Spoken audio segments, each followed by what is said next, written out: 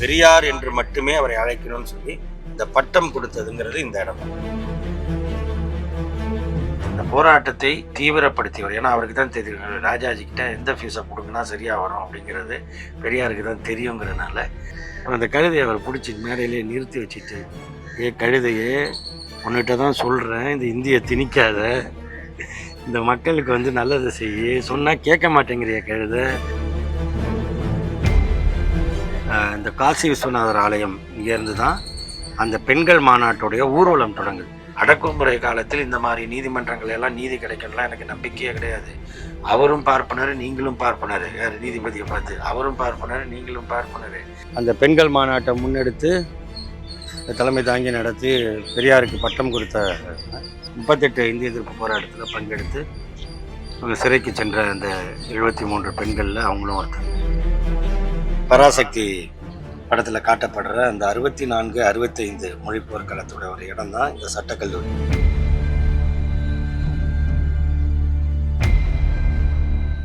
சென்னையில் உள்ள திராவிட இயக்க வரலாற்று அடையாளங்களை தொடர்ந்து அதை காலை நேரத்தில் ஒரு நடைப்பயணமாக மேற்கொண்டு அது இன்றைய தலைமுறைக்கு விளக்குகின்ற ஒரு பெரும் பணியை திராவிட வரலாற்று ஆய்வு மையம் கடந்த 13 ஆண்டுகளாக மேற்கொண்டு வருகிறது. அந்த வகையில் இன்றைய நாளில் மொழிப்போர் தடங்கள் சென்னையில் 1938 மொழிப்போர்க்களம், அதன் பிறகு 1965 மொழிப்போர்க்களம், இடைப்பட்ட காலங்களில் நடந்த மொழி போராட்டம், இந்திய ஆதிக்கத்திலிருந்து தமிழை காப்பதற்கு இங்கு நடைபெற்ற அந்த போராட்ட களங்கள் நடைபெற்ற இடங்கள், இந்த மொழிப்போரில் தங்கள் இன்னுயிரை ஈந்த அந்த மொழிப்போர் தியாகிகளின் நினைவிடங்கள் குறித்த வரலாற்று பார்வையுடன் ஒரு பயணம் இன்றைக்கு மேற்கொள்ளப்பட்டு அதில் ஏறத்தாழ ஒரு 30க்கும் மேற்பட்டவர்கள் அதில் பங்கெடுத்தார்கள். ஒற்றைவாடை அரங்கம் அப்படின்னு ஒரு நாடக அரங்கம் இங்கே இருந்துச்சு. 1938 ராஜாஜி ஆட்சியில் ராஜாஜி ஆட்சி அப்படின்னா பிரிட்டிஷ்காரர்கள் ஒரு இரட்டை ஆட்சி முறையை கொண்டு வராங்க. அவன் எல்லா நிர்வாகமும் அவன்கிட்ட இருக்கும். இந்த மாகாணத்தில் சில நிர்வாகங்கள் மட்டும், அதாவது கல்வி, நகராட்சி நிர்வாகங்கள், இந்த மாதிரி ஒரு சில விவசாயம், இந்த மாதிரி ஒரு சிலதை மட்டும் நம்மகிட்ட கொடுத்துருந்தாங்க. அந்த சூழலில் ராஜாஜி அந்த ஆட்சியில் இப்போ முதலமைச்சராக இருக்கிறார். காங்கிரஸ் தான் எல்லா மாகாணத்திலையும் அப்போ ஜெயிக்குது 1937. அதன் பிறகு ராஜாஜி இங்கே தமிழ்நாட்டு சென்னை மாகாணம், அப்போ அது பேர், அதுக்கு முதலமைச்சராக இருக்கிறாரு. அப்போ அவர் அதில் சொல்லும் பொழுது இந்த எல்லா பள்ளிகளிலும் இந்தி கட்டாயம் அப்படின்னு அவங்க சொல்கிறதுனால அதை எதிர்த்து தான் அந்த போராட்டம் நடக்குது. தமிழ்நாட்டில் இந்தியை திணிக்காதீங்கன்னு சொல்லி அந்த போராட்டம் நடக்குது. அந்த போராட்டத்தில் பெண்கள் முக்கியமாக பங்கெடுத்தாங்க. ஒரு 73 பெண்கள் சிறைக்கு சென்றாங்க. அந்த 1938 73 பெண்கள் கைக்குழந்தைகளோட ஜெயிலுக்கு போனவங்கெல்லாம் உண்டு. அப்படி கைக்குழந்தையாக போன சோமசுந்தரம்ங்கிறவர் தான் பின்னாளில் NVN சோமு என்ற பெயரில் அவர் எம்பியாகவும் மத்திய இணையமைச்சராகவும் இருந்தவர். சோமசுந்தரத்தில் அம்மா பேர் புவனேஸ்வரி, அவங்க அப்பா பேர் NV நடராஜன். எல்லாருமே குடும்பமாக சிறைக்கு போகிறாங்க. அப்படிப்பட்ட ஒரு போராட்டம் அது. அப்போ பெண்கள் ஒரு மாநாடு நடத்துகிறாங்க, தமிழ்நாடு பெண்கள் மாநாடு அப்படின்னு 1938 நவம்பரில் ஒரு மாநாடு நடக்குது. டாக்டர் தர்மாம்பாள் அதுக்கு முன்னிலையில் இருந்து அதை பண்ணுறாங்க. பலரும் அதில் பெண்கள் முழுமையாக அதை கலந்துக்கிறாங்க. அந்த மாதிரியான அந்த மாநாடு நடந்த இடம் இந்த ஒற்றவாட தேட்டர். அந்த ஒற்றவாட தேட்டரில் நடக்கும் பொழுது தான் தந்தை பெரியார் அதுக்கு கலந்துக்கிறாரு. அங்கே தான் அவரை இனி பெரியார் என்று மட்டுமே அவரை அழைக்கணும்னு சொல்லி அந்த பட்டம் கொடுத்ததுங்கிறது இந்த இடம் தான். நாடக அரங்கத்தில் நாடகம் நடக்கும் பொழுது இன்னின்னாருக்கு தான் அனுமதி உண்டு, இன்னின்னாருக்கு அனுமதி இல்லைன்னு ஜாதி ரீதியாக பிரிவு வச்சு டிக்கெட் கட்டணம் இவ்வளவு, அதை இந்தந்த ஜாதி வாங்கிட்டு வரலாம், இந்த ஜாதியார்களுக்கெல்லாம் அனுமதி கிடையாதுன்னு இருந்த அந்த இடத்த மாற்றி அனைவரும் அங்கே வர முடியும் அப்படிங்கிறதையும், பெண்கள் பெண்களே மாநாடு நடத்தக்கூடியதான் இந்த பெண்கள் மாநாடு. மாநாடு நடைபெற்ற இடம்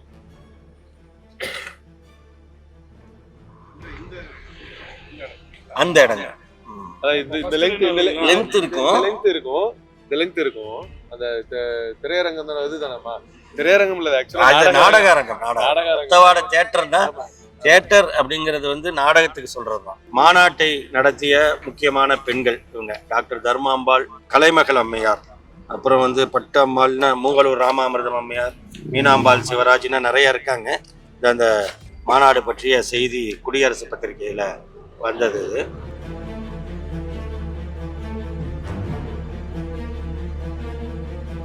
மொழி போராட்ட தியாகிகள் தாளமுத்து நடராஜன் இருவருடைய நினைவிடத்திற்கு வந்திருக்கிறோம். அந்த 1938 போராட்டத்தை பெரியார் அவர்கள் முன்னெடுக்கிறாரு. அதுக்கு முன்னே ராஜாஜி எல்லா பள்ளிக்கூடத்துலேயும் இந்தி கட்டாய பாடமாக இருக்கும்னு சொன்னதுமே தமிழறிஞர்கள் அதுக்கு நிறைய எதிர்ப்பு தெரிவித்து கண்டன கூட்டங்கள்லாம் போடுறாங்க, கருத்தரங்குகள்லாம் நடத்துகிறாங்க. ஆனால் ராஜாஜி அதில் ஒன்றும் அவரோட நிலைப்பாடில் எந்த மாற்றமும் ஏற்படலை. சட்டமன்றத்துலேயும் பேசுகிறாங்க, எல்லாத்துலேயுமே அன்னைக்கு அவர் இல்லை, இது ஒரு பிடிவாதமாக இருக்கார், அவர் தன்னுடைய நிலையில் பிடிவாதமாக இருக்கார். அப்போதான் நான் சொன்ன இந்த போராட்டம்லாம் நடந்தது. பெண்கள் போராடுறாங்க. அவரோட வீடு இப்போ தியாகராய நகரில் பசுல்லா ரோடுன்னு இருக்கும்.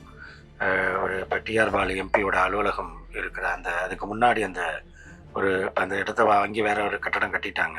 அங்கே தான் அவருடைய வீடு. ராஜாஜியோட வீட்டை முற்றுகையிட போராட்டங்கள் நடக்குது. அண்ணா அவர்கள் கத்தீட்ரல் சாலையில் நடக்கிற ஒரு கூட்டத்தில் பேசுகிறாரு.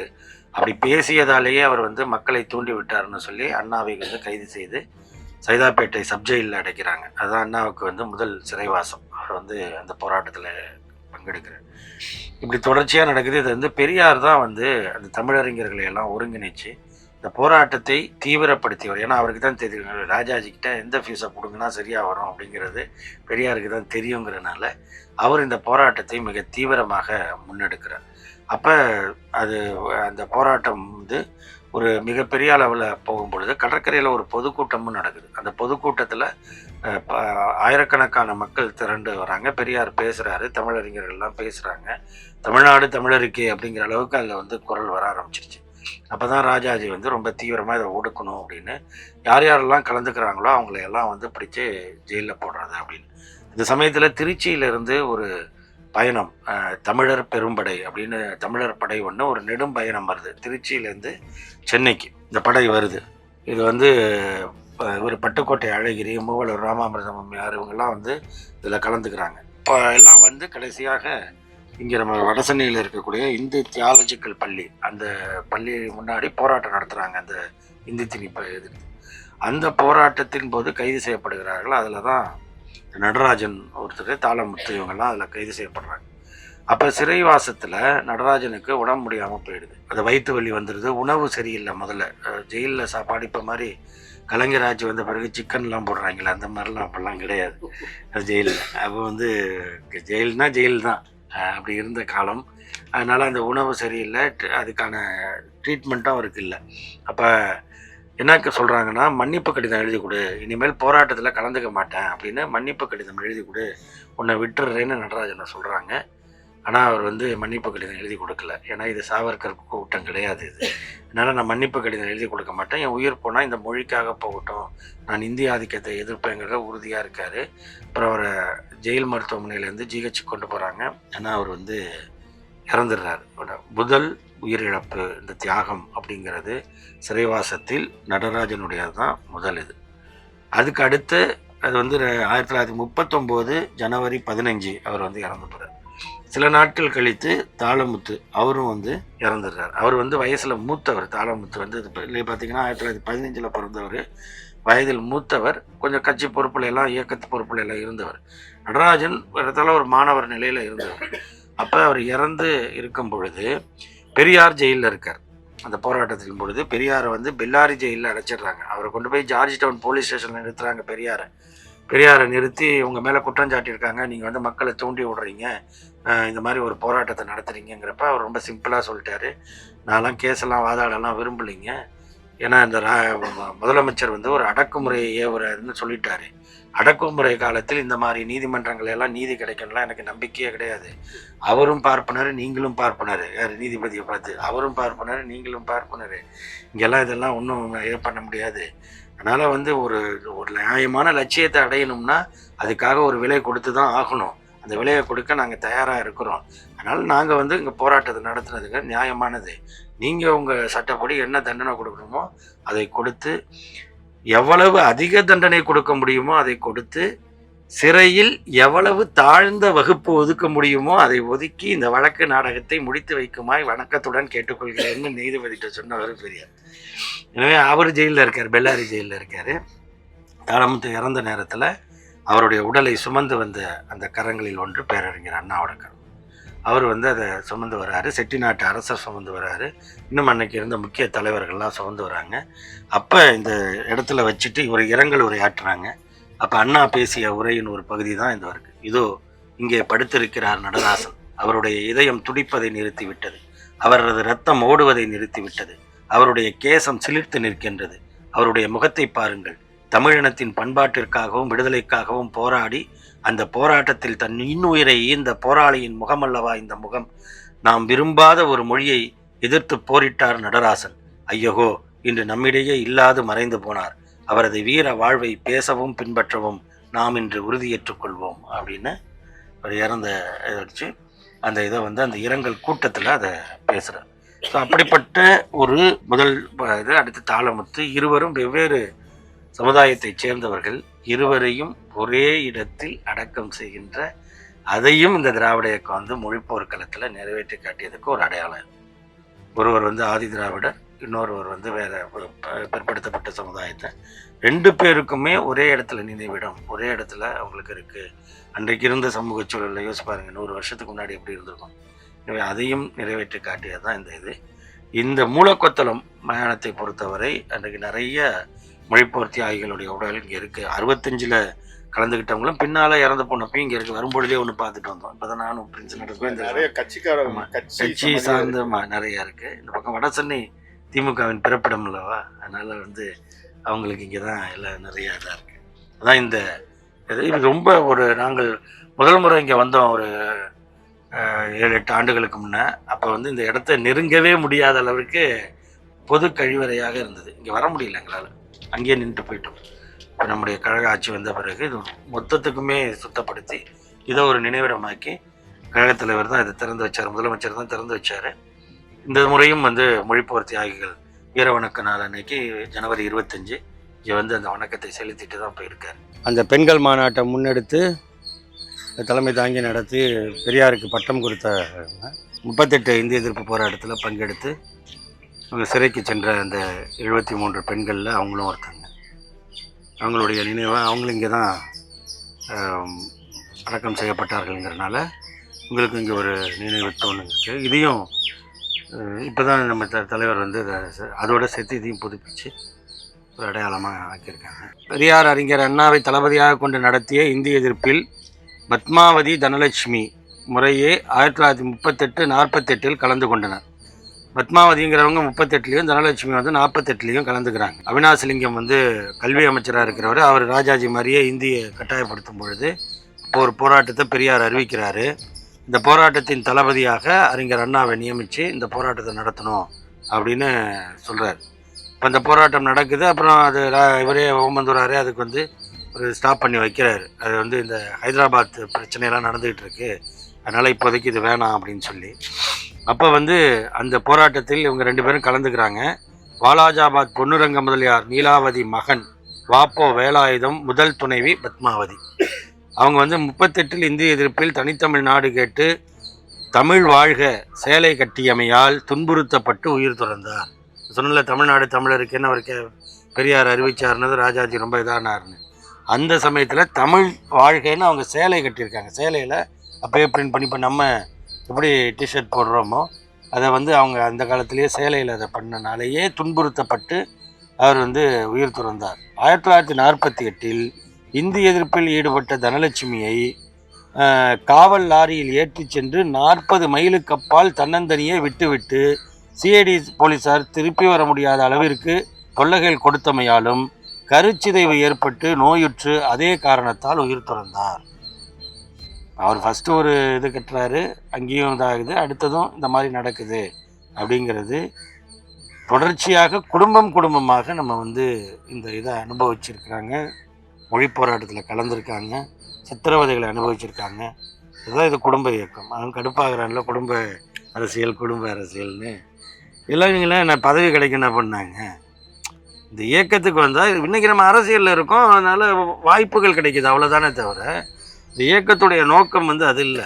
இதில் வந்து எல்லா காலத்துலேயும் குடும்பமாக தான் இருந்திருக்காங்க. நம்மலாம் அப்போல்லாம் ஆட்சிக்கு வர்றதுக்கான வாய்ப்போ இதோ பெரியாருடைய இயக்கம் தேர்தல் அரசியலே கிடையாது அப்படின்னு புறக்கணித்து விட்டு செயல்பட்ட இயக்கத்துலேயும் அப்படி தான் இருந்தாங்க. பிறகு அண்ணா 1949 ஆரம்பித்து 57 தேர்தல் வரைக்கும் அவரும் இடத்துக்குள்ளேயே வரல. அப்படியே 57 நிற்கும் பொழுது நம்ம 15 பேர் தான் ஜெயித்தோம். அதெல்லாம் இப்படி வரும் அப்படின்லாம் தெரியாது. ஆனாலும் இந்த இயக்கத்திற்காக அதை வந்து பண்ணியிருக்காங்க அப்படிங்கிறது தான் இதோடைய. இது சத்யவாணி முத்தம்மையாருடைய நினைவிடம். அவங்களும் மொழி போராட்டத்தில் கலந்துக்கிட்டவங்க, எல்லா போராட்டத்துலேயும் கலந்து கொண்டவர்கள்.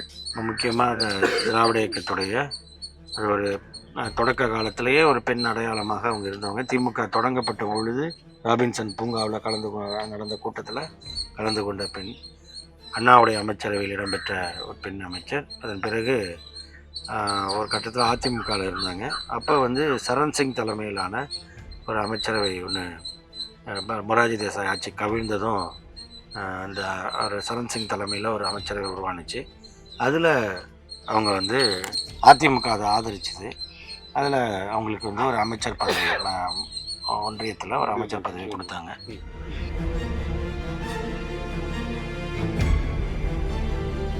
இந்த காசி விஸ்வநாதர் ஆலயம் இங்கேருந்து தான் அந்த பெண்கள் மாநாட்டுடைய ஊர்வலம் தொடங்குது. நம்ம இங்கே ஒத்தவாட தேட்டர் பார்த்தோம்ல, இங்கேருந்து நடந்து அந்த பக்கமாக பெண்களுடைய இந்த மாநாட்டு ஊர்வலம் வந்து தொடங்கின இடம் இங்கேருந்து தான் அது தொடங்குது. இப்போ எப்பொழுதுமே இப்போவும் நம்மளுடைய இது பார்த்திங்கன்னா மாநாடுனா ஒரு ஊர்வலத்தோட நடக்கிறது, பேரணி அப்படின்னு நடத்துறது நம்மளுடைய ஒரு வழக்கம். இது வந்து அப்போலேருந்தே நம்ம நீதி கட்சி காலத்திலேருந்தே அந்த அந்த நடைமுறை உண்டு. ஒரு மிகப்பெரிய அளவில் பேரணி இங்கேருந்து இந்த தெரு, இப்போ நம்ம வந்த தெரு வழியாக தான் தங்கசாலை, அந்த மின்ட்டு சாலை வழியாக வந்து தான் அவங்க அப்படியே இதில் வந்து போகிறாங்க. அந்த பெண்கள் ஊர்வலம் இங்கேருந்து தொடங்கப்பட்டு அங்கே போய் அந்த கருத்தரங்கம் நடந்து அதில் பெரியாருக்கு அந்த பட்டம் கொடுக்குற அந்த நிகழ்வு நடக்குது. இப்போ இது எல்லாமே பெண்களே இதுக்கு வந்து இங்கே பக்கத்தில் தான் அதுக்கான ஒரு ஆஃபீஸ் போட்டிருக்காங்க. அது வந்து அங்கேயே உட்காந்து அது காரியாலயம். அப்போ அதுக்கு பேர் வந்து அலுவலகம்லாம் கிடையாது, வந்து காரியாலயம். இந்த காரியாலயத்தில் உட்காந்து அவங்களே அதுக்கு திட்டமிட்டு, நான் சொல்கிறது இப்போ 1938 பெண்கள் மட்டுமே இருந்து அதை திட்டமிட்டு அதுக்கு வந்து ஒரு ஊர்வலத்தை முன்னெடுத்து நடத்தி அதுக்கு அவங்க கூடுறதுக்கு வசதியாக காசி விஸ்வநாதர் ஆலயத்தை செலக்ட் பண்ணி இங்கேருந்து தமிழ் கொடி ஏந்தி அந்த ஊர்வலம் வந்து போகுது. தமிழ் கொடி ஏந்தி தான் அந்த நான் சொன்ன திருச்சியிலேருந்து தமிழர் படை அப்படிங்கிற பயணம் வந்துச்சு. அப்போ அந்த தமிழ் கொடி அவங்க பிடிச்சிக்கிட்டு அவங்க வரும்பொழுது அன்றைக்கு இருந்த ராஜாஜியோட காங்கிரஸ் ஆட்கள்லாம் அதுக்கு எதிர்ப்பு தெரிவிக்கிறாங்க. அங்கங்கே ஒரு இடத்துல எல்லாம் வந்து செருப்பு தோரணமே கட்டி போடுறாங்க. அதாவது வரவேற்கிறதுக்கு வந்து எதிர்ப்பத்தை காட்டுறதுக்கு செருப்பு தோரணம் கட்டுறாங்க. அப்போ அந்த இடத்துக்கிட்டே நின்று பட்டுக்கோட்டை அழகிரி வந்து பேசுகிறார். அவர் வந்து அஞ்சான் அழகிரி வந்து அந்த இடத்துல பேசுகிறாரு. நாங்கள்லாம் இவ்வளோ தூரம் நடந்து வந்துட்டுருக்கோம் வெயிலில். அந்த காலத்தில் எவ்வளோ பேர் செருப்பு போட்டிருப்பாங்க? 10 பேர் கூட செருப்பு போட மாட்டாங்கல்ல, பழக்கமே கிடையாது. எங்களுக்கு இந்த மேலே தோரணமாக கட்டியிருக்கிறத அவுத்து கீழே போட்டிருந்தாலும் அதாவது நாங்களாவது காலில் போட்டு வந்திருக்கோம். எங்களுக்காக போயிட்டுருக்கோம். உன்னோட மொழி, உன் புள்ள பேசுகிற மொழி, நாளைக்கு உன் புள்ள படிக்கிறதுக்கு வாய்ப்பு இல்லாமல் போயிடும். உனக்காக தான்டா நாங்கள் அலைஞ்சிக்கிட்டு இருக்கோம், நீங்கள் இப்படி கட்டியிருக்கீங்களேனாலும் அவர் பேசி கொண்டிருக்கும் பொழுதே அந்த தோரணத்தை அவுத்துடுறாங்க. அவங்க அதை புரிஞ்சுக்கிட்டு அவுத்துடுறாங்க. அதே மாதிரி ஒரு இடத்துல என்ன பண்ணிடுறாங்க, அவர் பேசும்பொழுது ஒரு கழுதையை உள்ளே விட்டுறாங்க. அவர் அவமானப்படுத்தணும் அப்படிங்கிறதுக்காக கழுதையை உள்ளே விட்டுறாங்க. அப்புறம் அந்த கழுதையை அவர் பிடிச்சி மேடையிலே நிறுத்தி வச்சுட்டு, கழுதையே உன்னிட்ட தான் சொல்கிறேன், இந்த இந்தியை திணிக்காத, இந்த மக்களுக்கு வந்து நல்லதை செய்ய சொன்னால் கேட்க மாட்டேங்கிறிய கழுதை, உனக்கு அறிவு இருக்கா?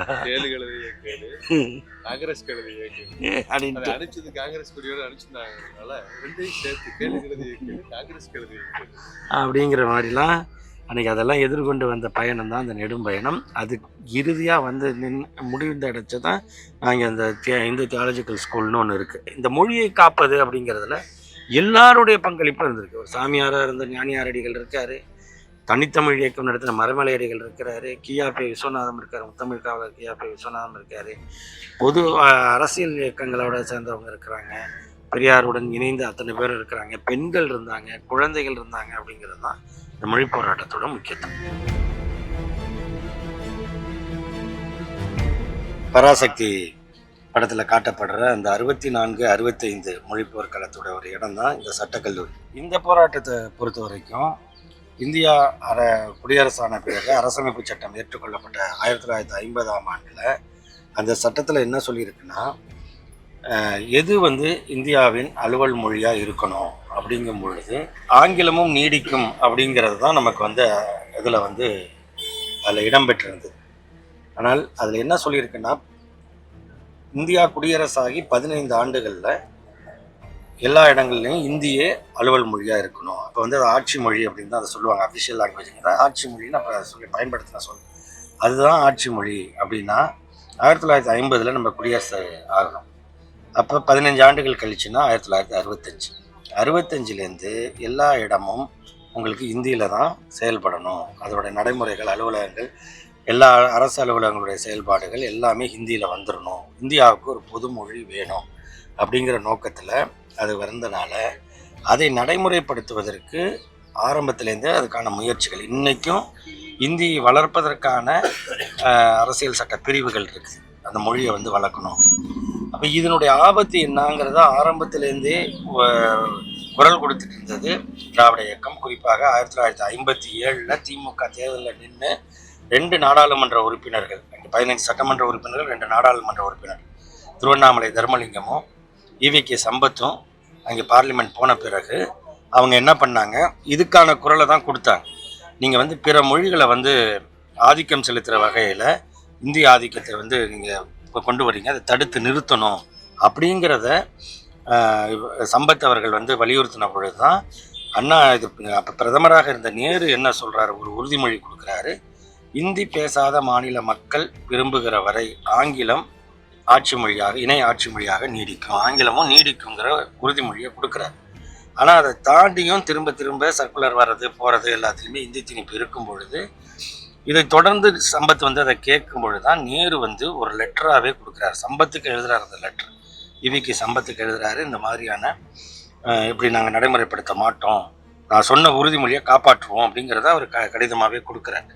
அந்த கடிதம் வந்ததுமே அண்ணா வந்து ஒரு பொதுக்கூட்டம் கடற்கரையில் போடுறாரு. அப்போ சொல்கிறார், இந்த கடிதம் வந்து யார் எழுதிய கடிதம், யாருக்கு எழுதிய, தம்பி சம்பத்துக்கு வந்து ஒரு கடிதம் வந்திருக்கு, அதில் இருக்கிற கையெழுத்து யாருடைய கையெழுத்து தெரியுமா, அமெரிக்க அதிபருடன் கை குலுக்கிய அந்த பிரதமரோட கரம் வந்து கையெழுத்திட்டு இருக்கு, எகிப்து அதிபர் இவரோட நாசருடன் கை குலுக்கியது, இங்கிலாந்து பிரதமருடன், அப்படி ஒரு ஜனநாயகவாதியான நேருவோட இதை நாங்கள் நம்புகிறோம் அப்படின்னு சொல்லி பண்ணுறாங்க.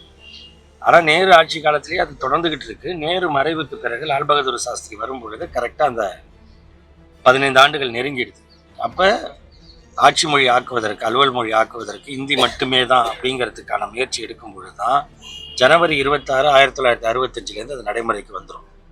64 அதற்கான வேலைகள், பணிகள் தொடங்குனுச்சு. அப்படி தொடங்கும் பொழுது தான் தமிழ்நாட்டில் மாணவர்கள் அந்த போராட்டத்தை முன்னெடுக்கிறாங்க. கடுமையான அந்த போராட்டம் வருது. திராவிட முன்னேற்ற கழகம் அதை எடுக்குது. 1964 ஜனவரி 25, ஒரு ஆண்டுக்கு முன்னாடி திருச்சி ரயில் நிலையம் சந்திப்புக்கு பக்கத்தில் விடிய காலையில் ஒரு இளைஞர் வந்து பக்கத்தில் இருக்கிற ஒரு பெட்ரோல் பங்க்கில் பெட்ரோலை வாங்கிட்டு வந்து தன் மேலே ஊற்றி கொண்டு தீயை பற்ற வச்சுக்கிட்டு தமிழ் வாழ்க இந்தி ஒழிகன்னு சொல்லிட்டு இறந்து போகிறார். அந்த இளைஞர் தான் கீழப்பழுவூர் சின்னச்சாமி. முதலாக ஒரு மொழிக்காக தன் உயிரை கொடுத்த வரலாறு தமிழுக்கும், தமிழ் இளைஞர்களுக்கும். அவர் ஒரு திராவிட இயக்க உணர்வாளர், திமுக காரர், தன் பெண்ணுக்கு திராவிட செல்வின்னு பேர் வச்சார். அவர் வந்து இங்கே வரும் பொழுது சென்னைக்கு வரும் பொழுது இந்த மாம்பழம் ரயில் நிலையத்தில் பக்தவச்சலம் இறங்குறத பார்க்குறாரு. அப்பா அவர்கிட்ட போய், ஐயா இந்த மாதிரி இந்தியை திணிக்கிறாங்க, நீங்கள் வந்து கொஞ்சம் இது பண்ணணும்னு சொல்லும் பொழுது அப்பா அவரை தூக்கி கொண்டு போய் வச்சு சேத்துப்பட்டு ஸ்டேஷனில் வச்சு விசாரிக்கிறாங்க. அப்போ அவருக்கு என்னையா நம்ம மொழிக்காக பேசுகிறோம், நம்மளை ஏதோ ஒரு பைத்தியம் மாதிரி ஆக்கி நம்மளை இது பண்ணி டார்ச்சர் பண்ணுறாங்களேங்கிறத தான் வீட்டுக்கு போய் கடிதம், திருச்சிக்கு போயிட்டு அந்த கீழப்பழுவூர், அது வந்து இப்போ அரியலூர் மாவட்டத்தில் இருக்குது, அப்போ அது திருச்சி மாவட்டம், கடிதம் எழுதி வச்சுட்டு மொழிக்காக உயிரை கொடுக்குறாரு. இது 64 ஜனவரி 25 நடக்குது. அதுலேருந்தே போராட்டங்கள் தொடங்கிடுது, அங்கங்கே இருக்குது.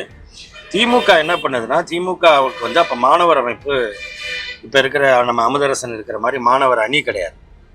திராவிட மாணவர் முன்னேற்ற கழகம், திமுக அப்படின்னு அதோடைய அமைப்பு தனியாக அது இயங்குது. ஒவ்வொரு கல்லூரியிலையும் அதுக்கு இருக்குது. அவங்க எல்லாரையும் ஒருங்கிணைக்கிறாங்க. இந்த படத்தில் வர மாதிரியே எல்லாரையுமே ஒருங்கிணைக்கிறாங்க. அதில் சென்னையை பொறுத்த வரைக்கும் பச்சையப்பன் கல்லூரி, மாநில கல்லூரி, சட்டக்கல்லூரி, இது 3 தான் முக்கியமானது. இதுதான் சட்டக்கல்லூரி இருந்த இடம். அப்போ இங்கே வந்து இந்த மாணவர்கள் வந்து இதை முன்னெடுத்து இந்த போராட்டத்தை எடுக்கிறாங்க. இந்த போராட்டம் மதுரையில், கோயம்புத்தூரில், எல்லா இடத்துலையும் திருச்சியில் எல்லா இடத்துலையும் மாணவர்களுக்கு தலைவர்கள், அவங்க அமைப்புக்குள்ளேயே தலைவர்கள் உருவாகுறாங்க. அவங்க தான் பின்னர் நம்முடைய இந்த 50 ஆண்டு கால அரசியலில் அவங்க எல்லா பக்கமும் இருந்து முன்னிலையில் இருந்தவங்களும் அவங்க தான், அரசியலில், கல்வித்துறையில் அப்படின்ட்டு. இப்போ இந்த அண்ணா என்ன பண்ணுறாரு, இந்த போராட்டத்தின் பொழுது பெரியார் வந்து இதில் ஈடுபடலை.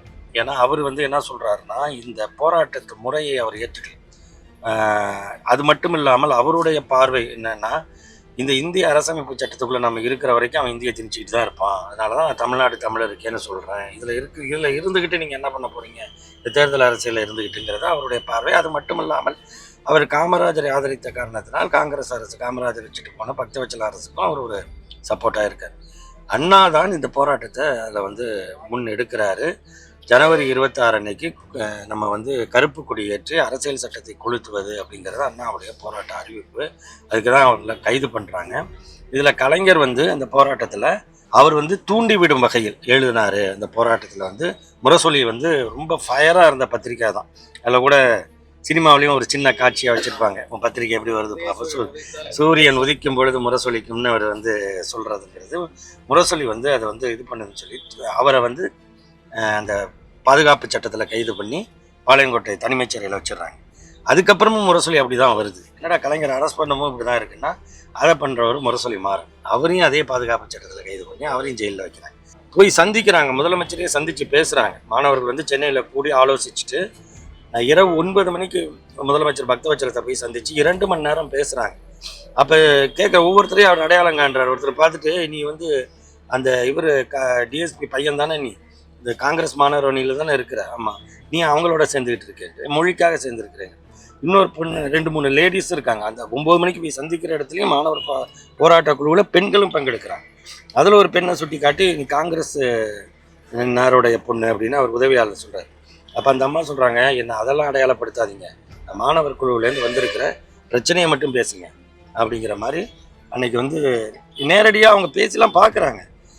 இதையெல்லாம் தாண்டி அவங்க மத்திய அரசுடைய அந்த முடிவை வந்து இவங்க இம்ப்ளிமெண்ட் பண்ணுறதுக்கு தான் ரெடியாக இருக்காங்களே தவிர அதுக்கு எதிரான நடவடிக்கை எடுக்க இல்லை. காமராஜர் அப்போ வந்து ஆட்சி பொறுப்பில் இல்லை, அவர் வந்து அகில இந்திய காங்கிரஸுக்கு போயிட்டார். அவர் வந்து ஆமாம் காங்கிரஸ் பிரசிடென்ட்.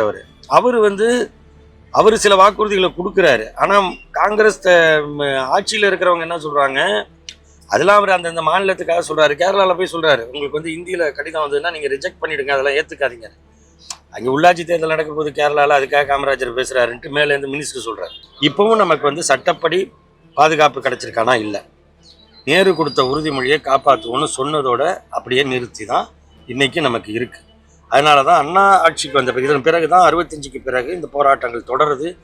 67 அண்ணா ஆட்சிக்கு வராரு. அண்ணா ஆட்சிக்கு வந்த பிறகும் மாணவர்கள் போராட்டம் பண்ணுறாங்க, எங்களுக்கு என்ன பாதுகாப்பு இருக்குங்க. அப்போ தான் அவர் தமிழ்நாட்டில் இந்திக்கு இடம் கிடையாது, தமிழ் ஆங்கிலம் எனும் இருமொழி கொள்கை தான் அப்படிங்கிற தீர்மானத்தை சட்டமன்றத்தில் கொண்டு வராரு. சிறப்பு கூட்டத்தை கூட்டுறாரு, அவசர கூட்டமாக சட்டமன்றத்தை ஜனவரி 23 கூட்டுறாரு. கூட்டி அந்த இதை வந்து நிறைவேற்றுறாரு.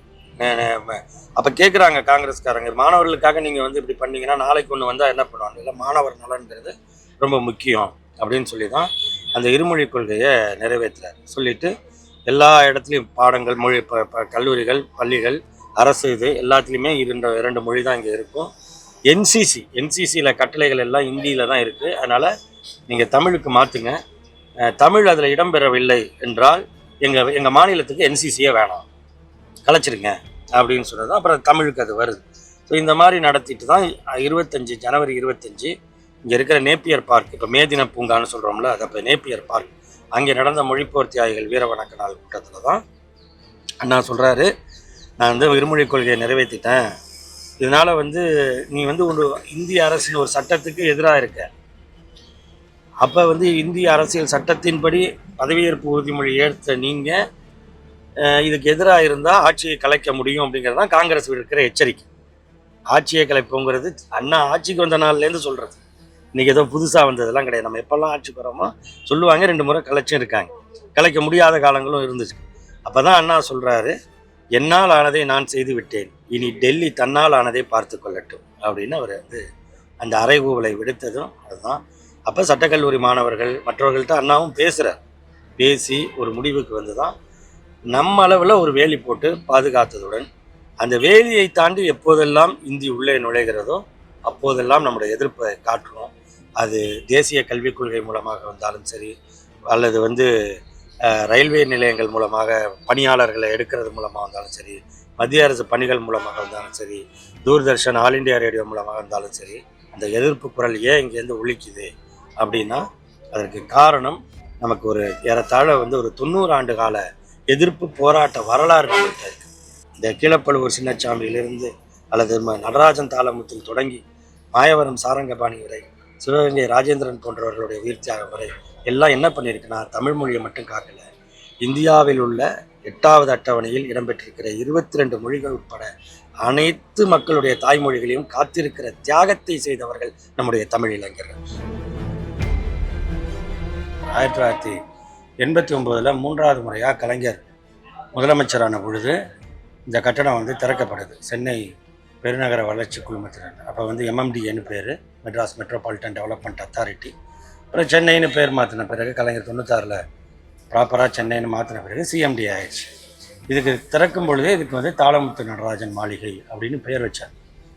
இந்த பேர் தான் நிறைய பேருக்கு தாளமுத்து நடராஜனை ஒரு தலைமுறைக்கு கடந்து தெரிய ஆரம்பிக்கிறதுக்கு இந்த பேர் ரொம்ப முக்கியமானது. நிறைய பேருக்கு தாளமுத்து தனி நடராஜன் தனின்னு கூட தெரியாது. 2 பேரும் ஒன்றுன்னு நினச்சிட்டு இருந்தவங்க நிறைய பேர் இருக்காங்க. சேலத்தில் 2003 2004 வாக்கில் பைபாஸ் ரோடு அப்போ போடப்பட்டிருந்தது, சென்னை சேலம் பைபாஸ். அது ஒன்று கிடக்கும். இப்போ மாதிரிலாம் இவ்வளோ வளர்ச்சி அடையாத நேரத்தில் அங்கே ஒருத்தர் பங்களா கட்டினார், ஒரு காங்கிரஸ்கார். நைட்டில் முகமுடி கொலைக்காரன் உள்ளே பூந்து அடித்து எப்படி கும்மிடி பூண்டி MLA இது பண்ணாங்களோ அதே மாதிரி அவரையும் காலி பண்ணிட்டாங்க. அவர் பேரே தாளமுத்து நடராஜன்.